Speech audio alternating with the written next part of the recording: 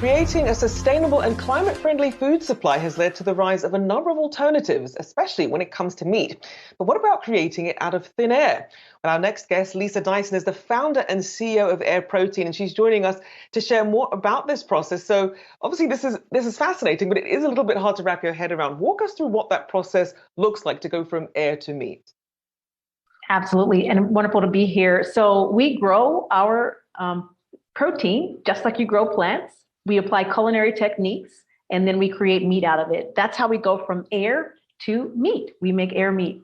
The process is very similar to doing fermentation. So think of making yogurt, but instead of starting with milk, we start with elements of the air. And instead of ending up with yogurt, we end up with a protein-rich flour, essentially. And then applying those culinary techniques, we're able to recreate the textures that you experience when you bite into a juicy steak or a chicken breast.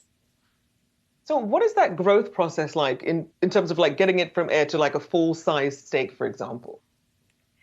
Well, it's very, you have to do it very carefully, but the process itself is, so when you're making yogurt, you're using cultures, probiotic cultures, really nutritious cultures. We similarly start with nutritious, probiotic type cultures, and we add elements of the air into this process, and that's able to then create this really rich flour as our core ingredient. And now this flour is actually carbon negative.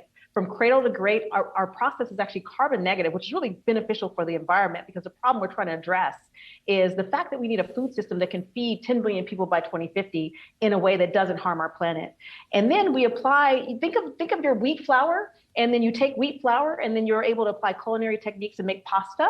We apply different culinary techniques that allow us to create the textures that you're used to when you're biting into meat. And we are defining ours as meat because we're recreating that experience. That's what's important to us. Recreating that experience that you have when you sit down to bite into a juicy steak. So Lisa, two questions here. One, how do you cook it? Do you cook it the same as you would chicken, beef, anything else that you typically make? And then two, what does it taste like? Does it taste very, very similar to chicken, or does it have its own little flavor going on?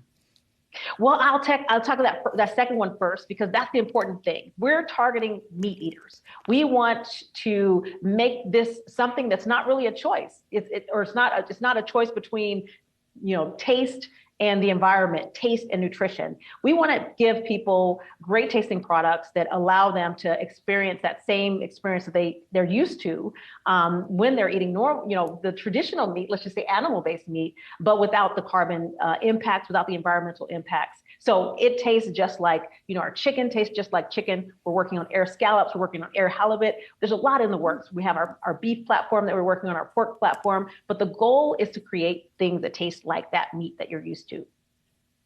So then in terms of the things that are going into the input cost, then how expensive can we expect, say, an air steak to be for your average consumer when it's available?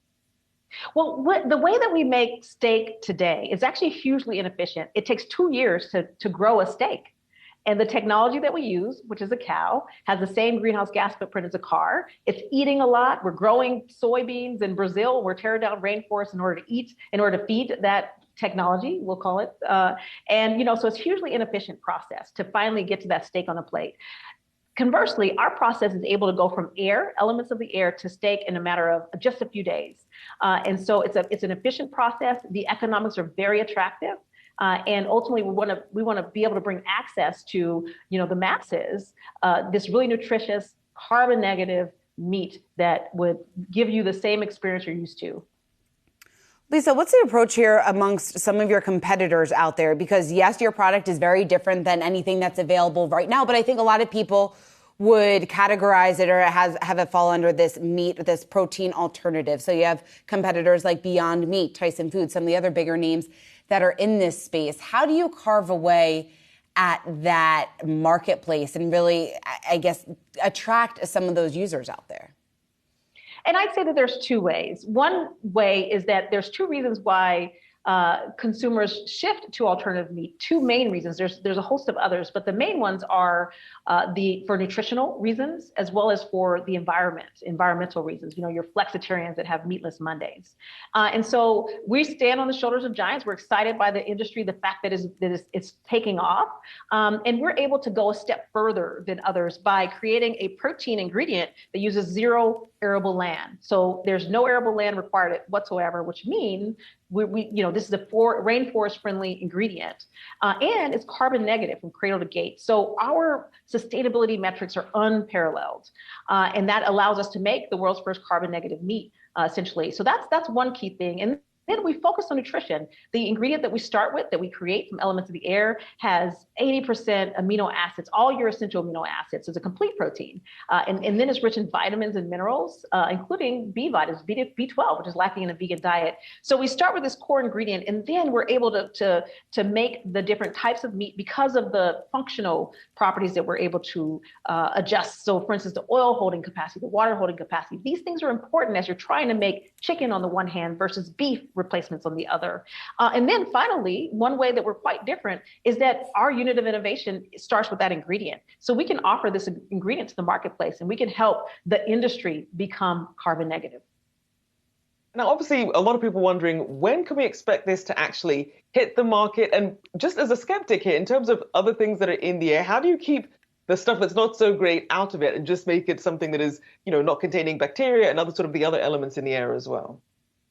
This has oxygen. Oxygen is something we breathe. In fact, if you think about the origins of our technology, it was actually originally thought up by scientists at NASA who were trying to think about how to feed astronauts on long space journeys. And so they would capture, one of the concepts was to capture elements of the air and feed them into these cultures, create these nutrients that the astronauts would then eat. And so it's a really interesting kind of, origin story for the technology that we're developing and commercializing now. But yeah, we have kind of really pure elements from the air, oxygen, you need a nitrogen source, you need, carbon dioxide. These are elements of the air. And then we use renewable power. So it's a really clean, pure input that we're excited by, taking this to the next level and turning it into the food that we eat, nutritious ingredients and then nutritious meat. Lisa Dyson, I think we're all very excited to potentially try it sometime soon. So whenever you're ready to put it out there, you have to come back and visit us. Lisa Dyson, Air Protein founder and CEO, thanks so much for joining us.